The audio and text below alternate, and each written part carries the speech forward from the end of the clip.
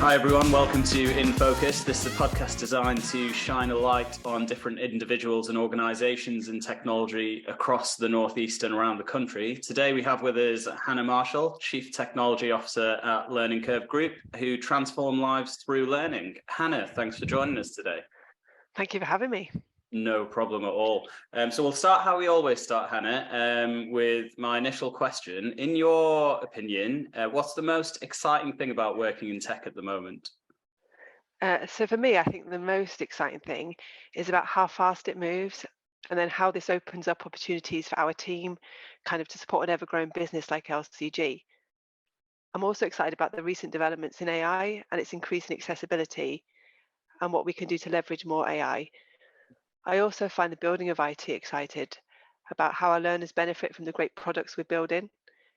To be able to create these amazing products, we can facilitate our teaching delivery staff with the tools and software to do their job and deliver to the highest possible standard is also something that really excites me about working in tech. Good stuff. Good stuff. And in terms of, because not everyone will be familiar with Learning Curve Group and what you Yeah. guys actually do, albeit, and we'll get into the meat of this later in the conversation, you've actually got quite a lot of technology and transformation going on. Can you give us a quick overview on what it is that Learning Curve actually do for their customers? Yeah, so as you alluded to right at the beginning of the intro, we do transform lives through learning. So we deliver across the UK a wide variety of qualifications. This can be online, face-to-face, apprenticeships, getting people back into employment, and working really closely with recent government initiatives like Multiply to upskill adults with maths qualifications. So we really do look at how we can transform lives through learning. Brilliant. Good stuff. And you've been there for how long now? Just a year now, yes. Just had had my your year. first work birthday. Yeah, just my first work birthday, yes. And how has that year been in terms of coming into a brand new organisation at a C level where there's quite a lot going on? Yeah, so it has been a very busy year. I was previously a director of IT, so which included kind of software dev and things like that. But moving to that next step up was quite daunting, really. And we have embarked on quite a significant digital transformation program. So we're working through that. So it has been extremely busy. But really positive as well because the business are really accepting of change and probably more so than anywhere I've ever worked. And having that is really key to getting some of these projects through for where we need to be. Absolutely, because often we're hearing that if your stakeholders aren't on board, the transformation is stalled, stopped, or just never really occurs. Yeah. Sorry, and I think that's really led from the CEO down really is about how do we mobilize quickly with kind of different initiatives that are coming out? How do we ensure we're providing the best service to our learners, making sure they've got the best education and kind of the best support mechanisms they have to be able to achieve what they need to achieve to upskill and move on to different careers? Brilliant, great stuff. And the digital transformation you mentioned, obviously it's something that's been embarked on, but I'm almost hesitant to ask. What's the end date if there is one? Because that'll bring me on to my follow-up question is, does transformation ever really end? No, and that's kind of how I sold it to the business that we do have some key milestones, obviously, that we want to achieve, but I've also been very clear that digital transformation never really ends because everything's ever changing and things are moving on. So it will always be ongoing and we'll always be looking to think about, well, what next? What do we do next and where do we go? So yes, I don't think it has any real end point, and I've always been very clear on that. Yeah, and that's and I think that's the key, isn't it? Because we often hear of these 3-year transformations, and all of a sudden it's like, well, we've done it. What happens now? But it's often retransforming what you've just transformed because the pace of tech is that quick that things have changed again. I think so, and I think that I obviously worked at Learning Curve for a few months, kind of reviewing what was going on, looking at the processes, looking at what software they had, integration of systems and things like that. So I have kind of put together what I think the 3-year plan will be. But by year 2, you kind of might be having to rethink that just based on different technologies that have come in or how the business has changed or the requirements of our learners might have changed. And it's considering those elements as well. as you go through. So it's, yes, having a plan for me and making sure that you can change it or you understand or keeping abreast of new emerging technologies. Yeah, absolutely. And how are you finding that in terms of the role of CTO and sort of keeping abreast of that? Because winding back to your earlier career, you could say you've not had the traditional route into IT or being a CTO, have you? No, so my career started in the military. I was in the Royal Navy and I was a meteorologist and oceanographer. So my roles primarily for the first 9 years of my life were data focused. And then when I moved out of the Navy, I moved into education. So I've been in education for over a decade now, Hmm. and my roles were more MI focused and data focused. So it wasn't until 2016 really that I entered the world of IT. Hmm. And in 2017 is when I started kind of managing more were kind of different areas of IT, so software development, service desk, infrastructure, IT security. Hmm. So it was quite late on in my career that I found my way into IT. So, but I really enjoy it, and love that it is fast paced and it does change. But I love that we can take something and transform our teachers' lives really as well to make them so they can then support our learners, and just seeing sometimes little things you can do to change kind of process or maybe implement a new system and the impact that has on people, that for me is why I love being a CTO. Yeah, absolutely. And there's the advantage, I suppose, of somewhere like the Learning Curve Group is, and you don't get this with every job, is the great social purpose that does come with it. Do you think, or how much do you think that has an impact on, staff retention, staff turnover, those sorts of elements, and attracting people to roles in the first place with yourself? Because it's something some companies are having no issue with at all, and something some other companies are really suffering with at the moment.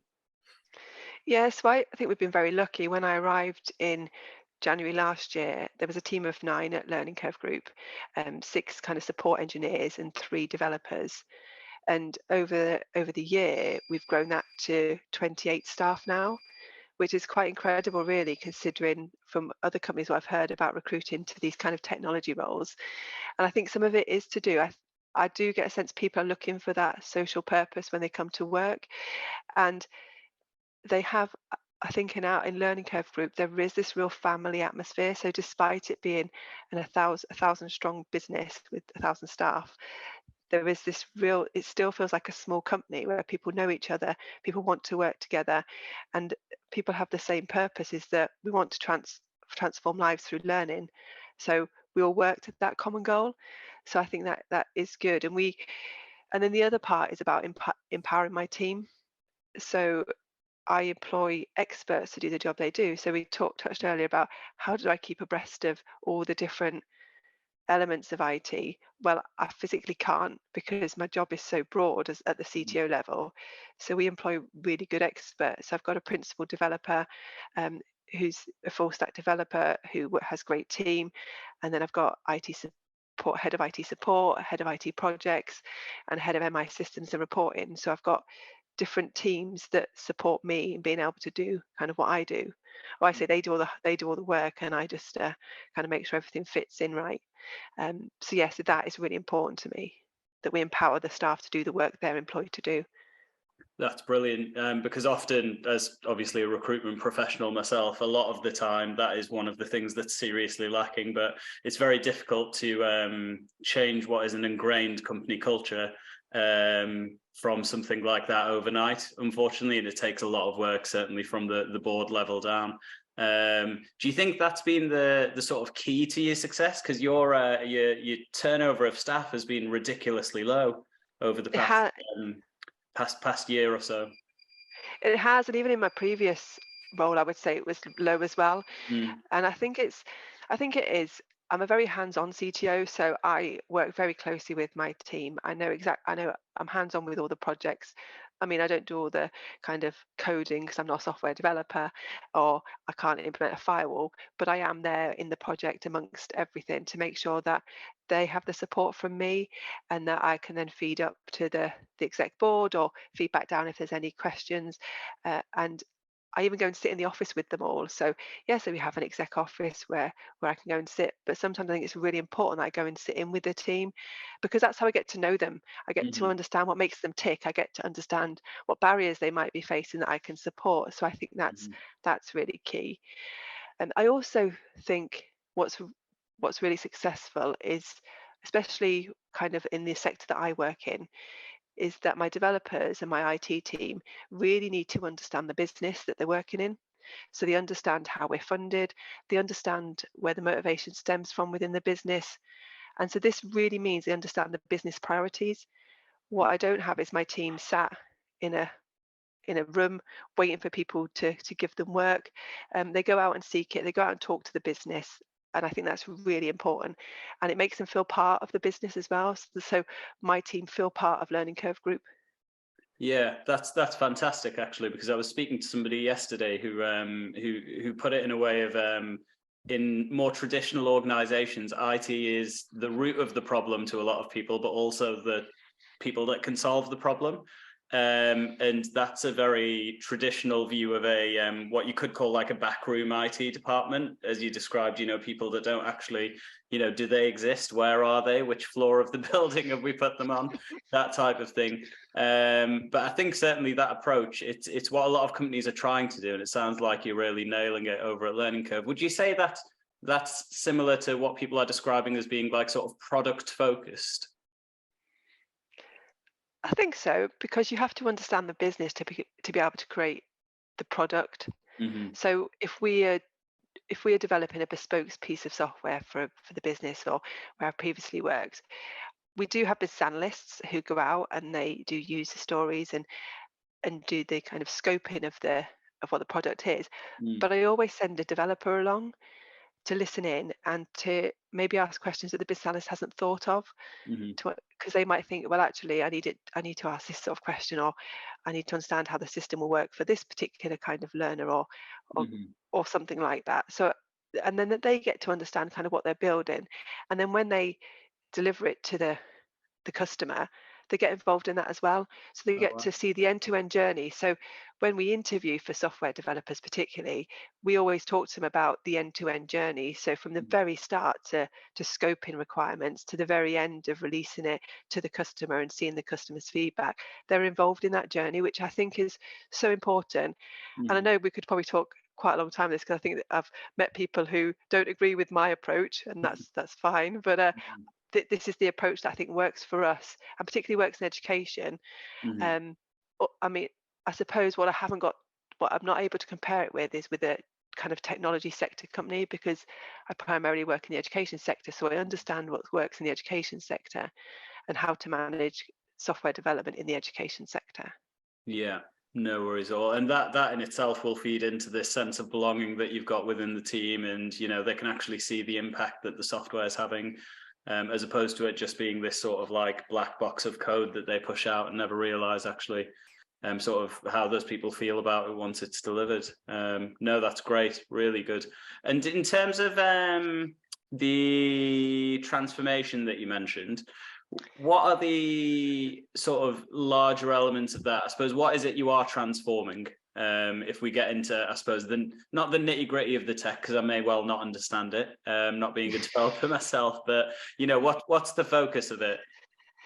So so obviously Learning Curve Group has grown considerably over the last few years, and now we've got 1,000 staff. We've got over 62 sites across England and Wales. Mm. And for me, when I came in, it was having a look at what needed to change to improve Learning Curve Group. So what they're really good at is they've got lots of data and they understand the data, but we need to improve that furthermore to make data more accessible across such a large dispersed organization. So one of the biggest projects we're working on is our data transformation project, which, as you can imagine, being from an MI background, is something that I'm really enjoying, because I really enjoy looking at data. It is my first love, after all. So we've been working on that. Now that project started about 6 months ago, and as we touched on at the beginning, these transformations will never really end because everything will keep progressing. But we have put in a really strict 12-month project plan, because we need to get to a point where we have warehoused our data. So we're going to be warehousing our data. We've already started that process. We will produce in some dashboards utilizing Power BI. Um, we are a Microsoft house, so we're utilizing the Microsoft applications, and we've already started to see some of our dashboards be released across the business, and we're just about to move into phase 2 of the 12-month plan. Mm. And that is really going to revolutionize how they access data, being able to access it from within the Microsoft applications, to be able to have those discussions and not needing to email things around, because you can obviously comment in Power BI and you can Mm. work with it. So I think that is going to really help the business work from such a dispersed way.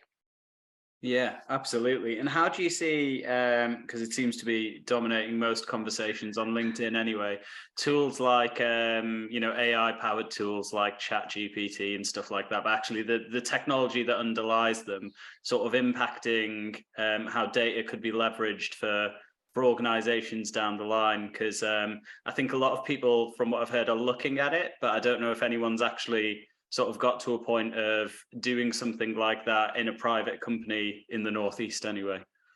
I know. I think that is interesting. I have been following discussions, particularly on LinkedIn, about the AI opportunities, and I haven't really considered how it would affect data so much, like kind of this data analysis or data analyst work that needs to be done. So it's something I would need to consider. But I think it's going to be interesting on how it impacts on the skill sets that people may look for when they go to recruit, Mm, um, because people can obviously ask this chat GPT to do what they need it to do, and it returns kind of some of the information they need. mhm. It's just thinking then, how does it know the emotional intelligence side? So when we're talking about students and learners, it's going to be very figure driven, isn't it? But it doesn't really think about the broader picture about what else is happening in that area at that time. It doesn't know that, does it? Because it's not ingrained into the culture of learning curve group. Yeah, yeah, So absolutely. yeah. So it's about how, for me, I think about how do things like that impact on the human element of technology. Yeah, because I was having an interesting discussion with my other half about it last night, who thinks computers will take over the world one day and is very anti-AI, more of a traditionalist view, whereas I was more of the ilk of, well, before this we had Google, and people were like, well, developers will just Google stuff, and it's like, well, They but do. yeah, that's what they do, and the skill is in Googling properly and understanding what you're reading and that type of thing. So if you're getting to the source of information quicker, for me it's a win. But agree with yourself in terms of, well, actually it's about the person using that information. What are they using it for, and are they validating it in any way, or are we just sort of churning it out and hoping for the best? Yeah, and that's a similar conversation I had with another director of IT, and was about, particularly if we think about the Microsoft stack, it changes so quickly. They're always updating it and they're always pushing out new features, Mm, or the way that admin screens look are very different, and that changes quite quickly. And so one day you go into the Microsoft admin portal, and the next day it looks very different. mhm, Now, when we do all our Microsoft exams, they're examined, you do the examination at a point, but actually you can Google a lot of information to be able to find out what you need. mhm, And because it moves so quickly, are the exams, I'm not saying this is true, I'm not saying this will happen, but do the exams, what do they point you towards? And is it sometimes actually we need to think about, so how do we teach students or teach people who want to get into technology the ways of Google? Because we often ask the question about what would you do if you come across this problem, and I think people are nervous about saying, well, I'll just Google it. yeah, And actually, I think sometimes that is the answer, like if you Google it, yeah, because not everybody, not every software dev, not every Microsoft administrator, not every IT support engineer mhm, knows everything. mhm, There's, mhm. there's too broad to know that. So yeah, so sometimes I think maybe it is about, let's maybe let's just Google and see what we can find. And even I Yes. was on Google. I overheard a conversation in the office the other day, and someone said, I've got this problem I can't figure out. So I just went on Google and I said, have you tried any of these? And they went, oh, no, I haven't actually. I'll give them a try. So even at a CTO level, I will still use Google to find an answer. Well, exactly, and I think this is for me. It stems back to how we still sometimes make students at schools and universities do written exams, which to me often, unless you're doing something particularly vocational, are just a test of memory. Yeah, And it's about, well, how well can you remember that? And if you had Google to hand, like in essence, you could ace that exam.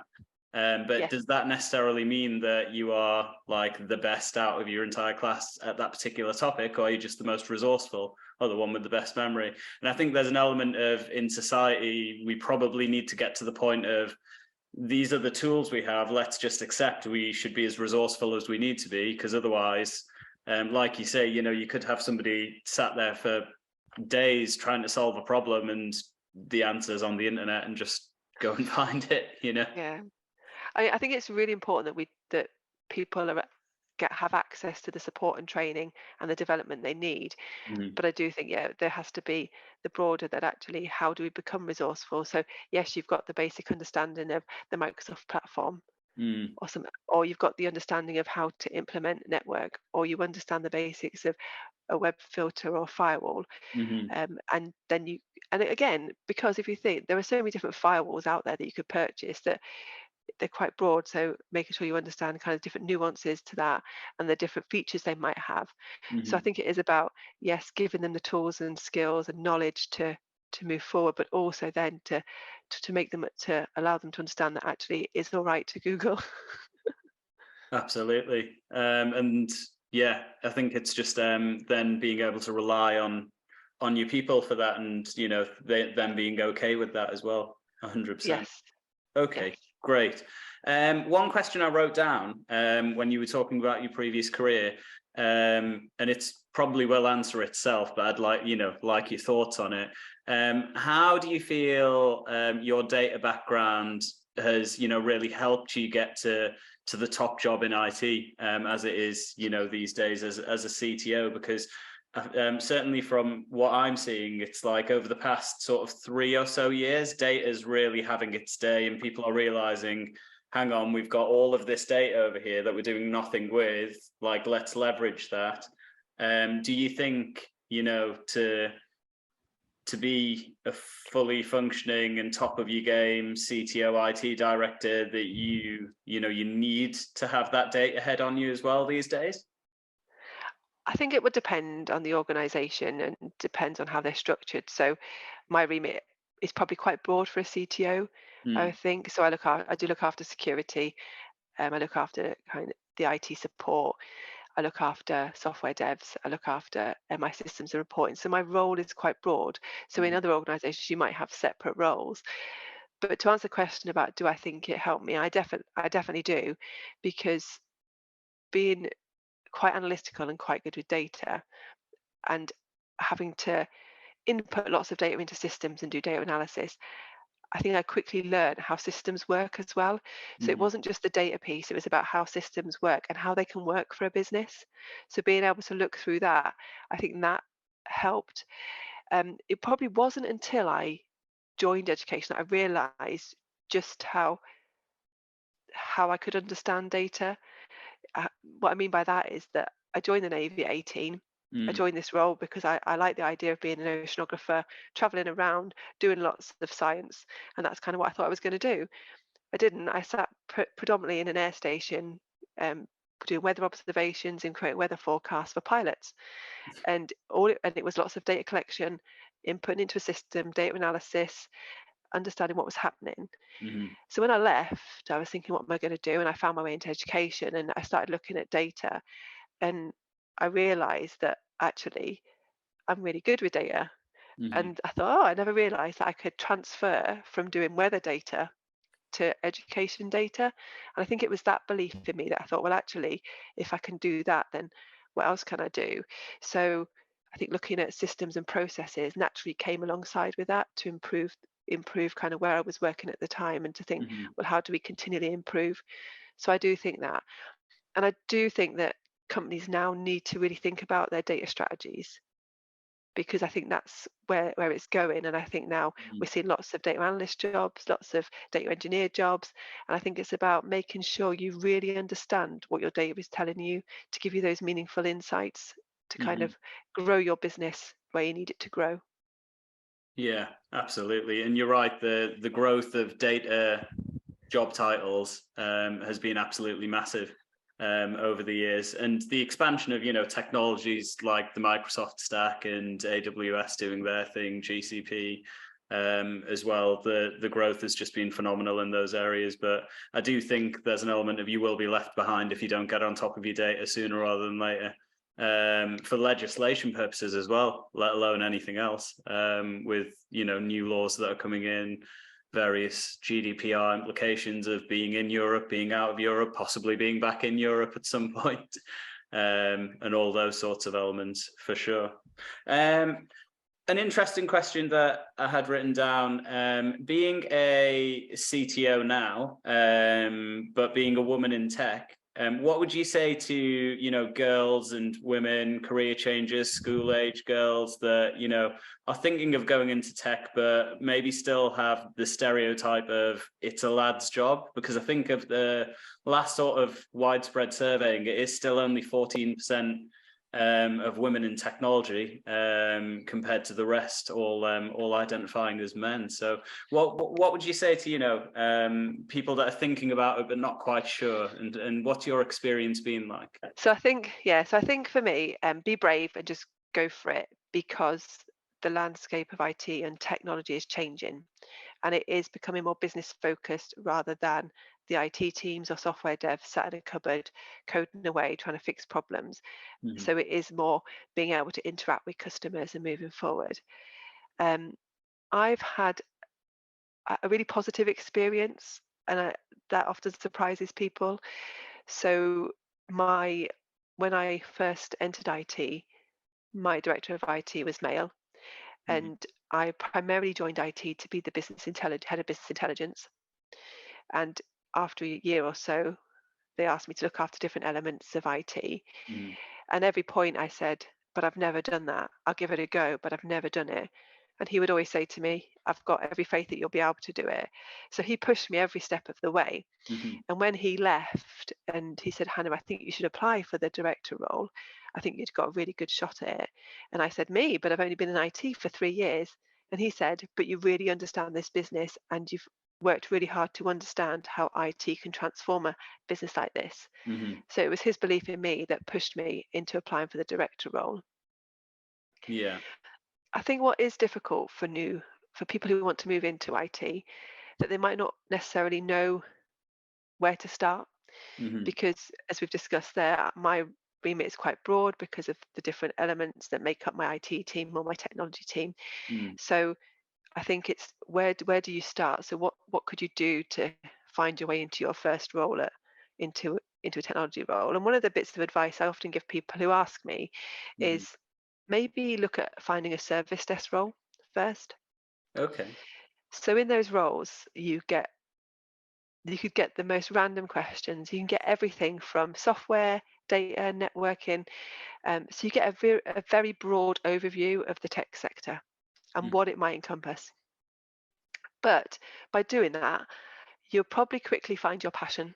You'll Mm-hmm. probably quickly find the area that you really want to work in. So I don't have a service desk per se in my team now because we have a Mm. managed service provider. But previously, where I worked, I did have quite a large service desk, and we had people who progressed on to roles from there. I had one; she joined to become part of the DPO Mm-hmm. team, so she supported that. I've had another female who liked the Microsoft stack so much that she's now a Microsoft administrator. There Brilliant. was another girl who she liked the service side of IT, so like supporting our end users. Mm. So she got promoted to be the service desk team leader. So Amazing. all those three all started on our service desk, Mm-hmm. all females in IT, and have all gone in very different directions.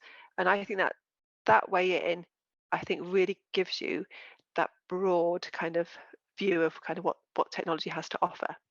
Yeah, because I suppose you don't have all of your eggs in a particular basket by that point. You've not necessarily shelled out money or done committed 13 weeks to a boot camp to become a developer or what have you, and then actually realize, oh, might not be for me.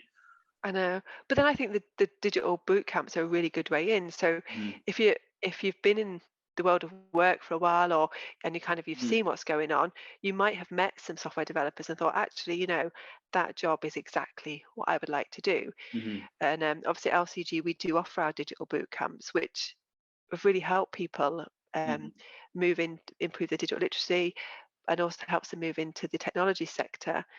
So this is a real kind of boost for us and get people back mm, into the workplace. And this goes back to our let's transform lives through learning by putting on people these boot camps.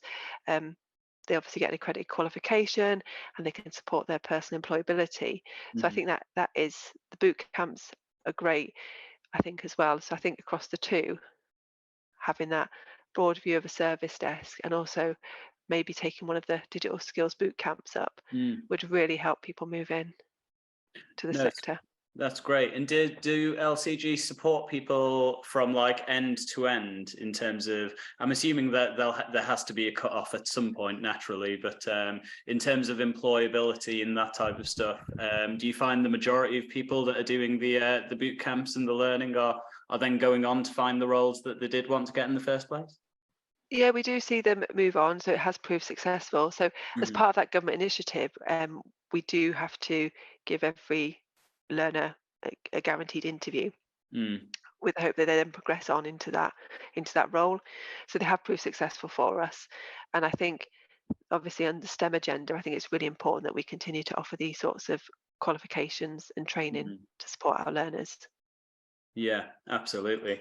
Okay, cool. Couple of questions I've got to round us up, Hannah, if that's okay.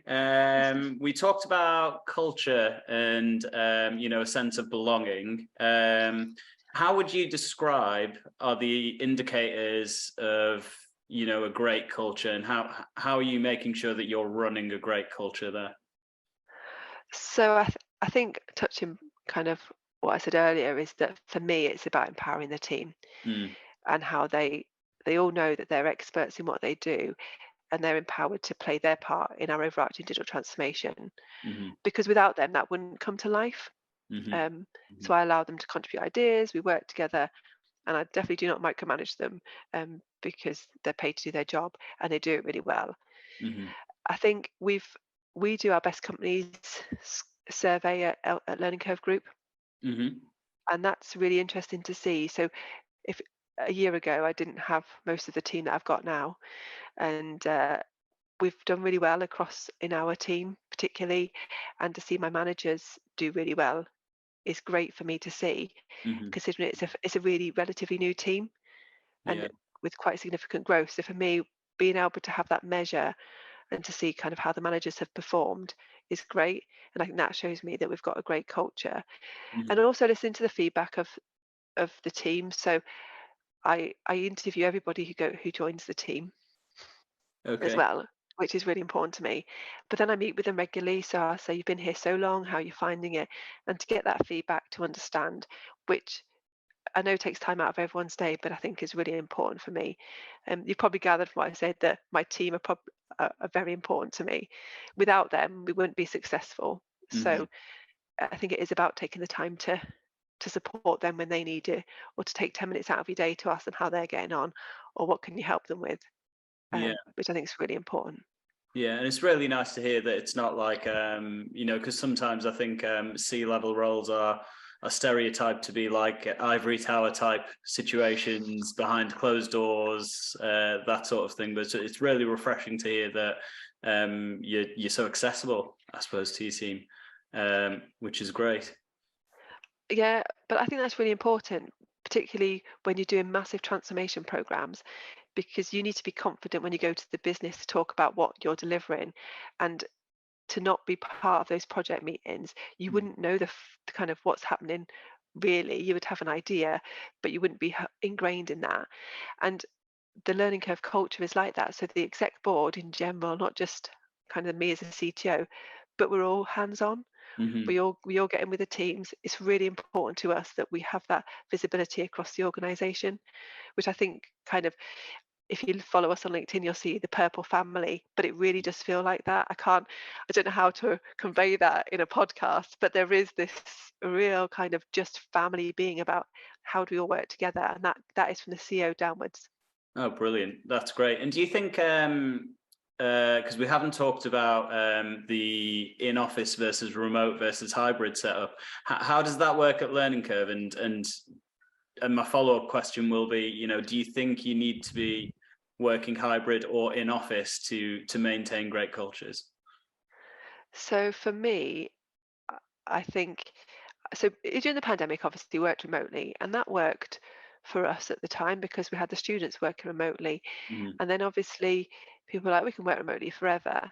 And I think in some degree, some roles probably can.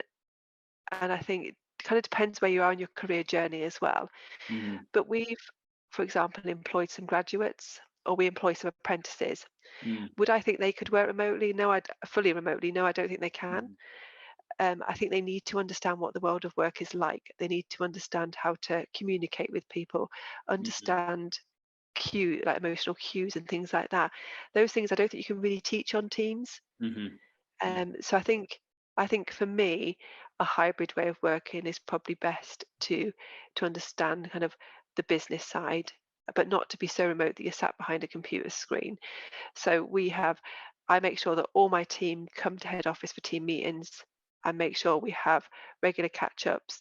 The team come in when there's really key stakeholder meetings and they meet them face to face because that's Mm-hmm. really important that they Mm-hmm. get to work with the business.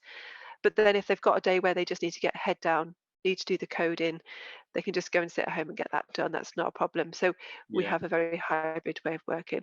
I mean, we do look at remote roles as well, and we don't discount them because we understand that actually to attract good talent, we might have to look further afield than Spennymoor, and where our head office is. But I think it's about thinking about the person and thinking about kind of what they need to be able to get off on the right foot in their journey at Learning Curve and to support them in their career progression. Yeah, absolutely. That sounds great. A couple of final, relatively quick fire questions. When you're interviewing, what do you look for and what are your non-negotiables? So I look for people that have good communication skills and people that want to be part of the business. And there are some people that just like to sit and code and don't want to talk to anybody, and that's fine. That's the way they work. But Mhm. that's not for me and my team. My team is about being part of the business. So we always think about how they would fit into kind of that culture at Learning Curve. Mhm. Would I be able to let them go off? Because a lot of the time I don't attend all the meetings. I wouldn't have time. So sometimes the developers and the business analysts have to meet with sometimes very senior people without me, Mhm. and it's about I have to think about those kind of elements. So good communication skills, being able to collaborate with others is really important. Mhm. Again, to make sure that they can do that. So working with other stakeholders or working with other teams is really key for me as well. Good. Good. Good. Good. Next one. What would you say is the best piece of advice you ever received? Is to give someone a chance. So when I was I was reflecting on my career with my previous director before he left and suggested that I should maybe apply for the director role. Mhm. And I said, and when we were talking about how long I'd been in IT, and he said, I'll never forget your first interview when you came into my team. He said, you had this spark about you, and I was really interested to see what you could achieve. And he said, so I thought, I'm going to take a chance on Hannah and Mhm. see where she goes. And he said, so if you ever meet somebody who has that spark, or you think there's something here, Mhm. I think we should give them a chance. Do it. He said, because you might actually transform someone's life. That's great. Really good. And last one, how would you define success for yourself? How do you know at the end of the day, the week, the month, I'm doing okay here. I've done well, or I've done what I needed to do. I think it's really hard for IT professionals to think like that because you're always looking forward, aren't you? You're always thinking, well, what's next? Where do I have to, what have I got to do now? What's next on the list of things to do? What's what's emerging technologies do I need to implement next or think about implementing? So I Mhm. find it's quite hard sometimes to reflect on your own success.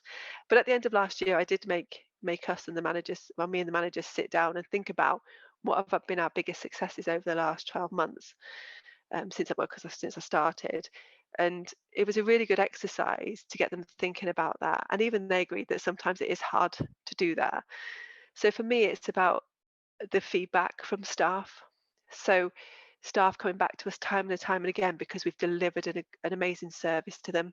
Mm. To see the team's positive, the way they work, the way that they're happy to come in, the retention of the staff. So Mm-hmm. as you said, our turnover is low. So retention of staff, and the fact we've managed to grow that team, because without that team, without that culture, you're not going to deliver a good service. So for me, that kind of shows me that I've been successful over the last 12 months. That's great. Really good. I'd just like to take this opportunity to thank you, Hannah, for coming on the podcast. It's been super insightful, and really value your time. And thank you, everyone, for listening. Thank you for having me.